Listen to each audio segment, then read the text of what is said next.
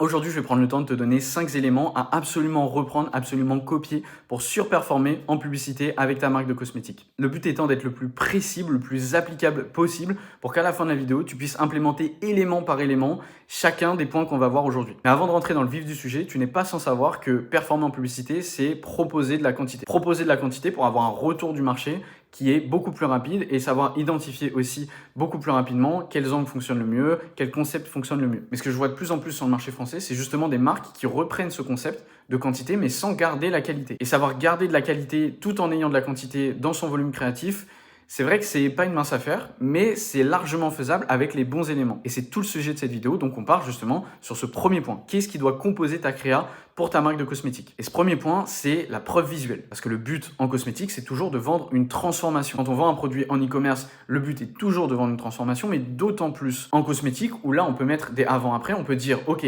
aujourd'hui tu ressembles à ça, dans 30 jours tu ressembleras à ça, dans 6 mois à ça, et dans 1 an à ça. Et c'est très très important justement de pouvoir mettre en avant, de pouvoir illustrer beaucoup plus que pour n'importe quelle marque cette transformation visuelle, apporter cette preuve visuelle. Avec des avant-après qui sont bien faits, des zooms qui sont bien situés, que ce soit sur la peau, sur les ongles, sur les cheveux. C'est très important d'illustrer cette preuve visuelle pour montrer au client potentiel, pour montrer à l'acheteur, ok, notre produit, il va te permettre d'avoir cette transformation. Donc très important d'apporter de la preuve visuelle pour rassurer et montrer l'essence même de ton produit. Deuxième élément, c'est la première objection qui va arriver après ça.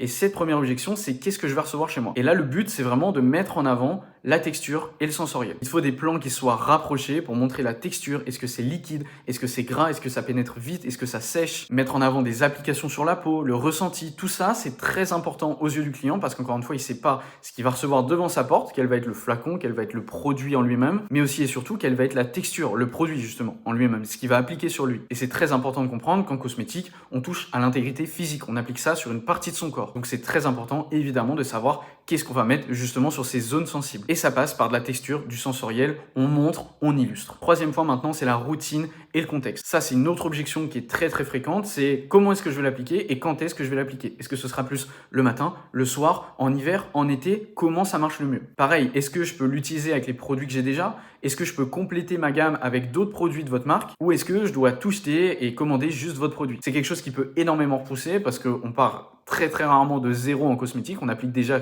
quelque chose sur sa peau ou sur ses cheveux.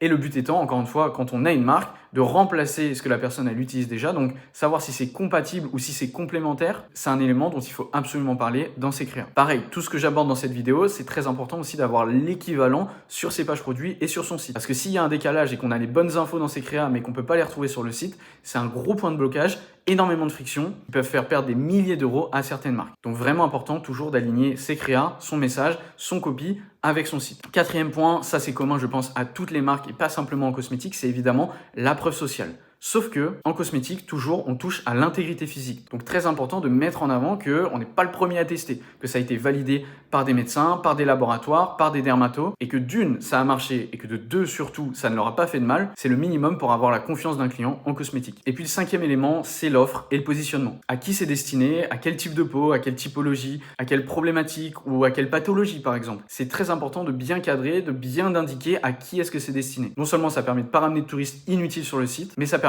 aussi de surqualifier avant le clic et ensuite il n'y a plus qu'à passer à l'achat quand on arrive sur le site. Toujours en alignant évidemment ce qu'on dit dans les publicités avec ce qu'il y a sur la page produit. C'est aussi important de qualifier en amont dans ses créas et à travers ses publicités sur potentiellement les packs et les routines avec lesquelles vont justement ce produit. Et toujours comme je disais, avec de la preuve visuelle, c'était le premier point. Là c'est plus de la preuve temporelle en apportant toujours des chiffres sur ok, tu auras une transformation dans 30 jours. Non, tu auras un effet qui est immédiat. Ou non, ce sera plus dans une semaine. C'est important de cadrer sur à qui ça s'adresse et pour combien de temps. Donc voilà, je pense que j'ai fait à peu près le tour.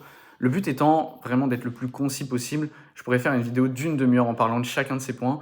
Mais le but, voilà, c'est vraiment de rester le plus concis, le plus court et de donner des conseils qui sont vraiment applicables. Tout ce que je viens de dire là, ça s'applique pour de la statique comme de la vidéo. Toute la subtilité, elle se trouve dans le fait de savoir l'appliquer et de bien l'appliquer. Parce que par exemple, la preuve visuelle, les avant-après, on en retrouve énormément, mais il y a beaucoup de mauvaise qualité. Donc c'est important de savoir sortir du lot, de pouvoir allier justement tous ces points et peut-être faire un mélange pour sortir des meilleurs créas. Des fois, ça peut être compliqué en statique d'en prendre plusieurs et de faire une bonne statique sans qu'elle soit trop chargée et incompréhensible, mais c'est largement faisable et je pense que ça va très probablement aider énormément de marques. Donc voilà, n'hésite pas à me dire ce que tu en as pensé en commentaire, si tu as déjà testé ou implémenté chacun de ces points. Donne-moi ton avis, peut-être un 6e conseil, un 6e élément, je vais y arriver, qui selon toi pourrait être pertinent.